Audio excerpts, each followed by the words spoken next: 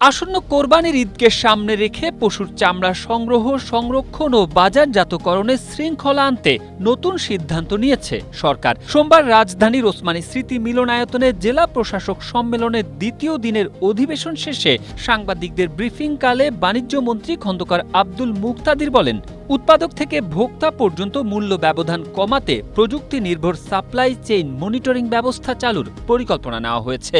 কৃত্রিম বুদ্ধিমত্তা এআই ভিত্তিক এই ব্যবস্থার মাধ্যমে আমদানি, মজুত, পাইকারি ও খুচরা পর্যায়ের প্রতিটি ধাপ নিবিড়ভাবে পর্যবেক্ষণ করা সম্ভব হবে। এতে বাজারে স্বচ্ছতা ও জবাবদিহিতা বাড়বে এবং অস্বাভাবিক মূল্য বৃদ্ধি নিয়ন্ত্রণ করা সহজ হবে। আন্তর্জাতিক বাজারে অস্থিরতা মোকাবিলায় সরকার স্ট্র্যাটেজিক রিজার্ভ গড়ে তুলছে বলেও জানান তিনি।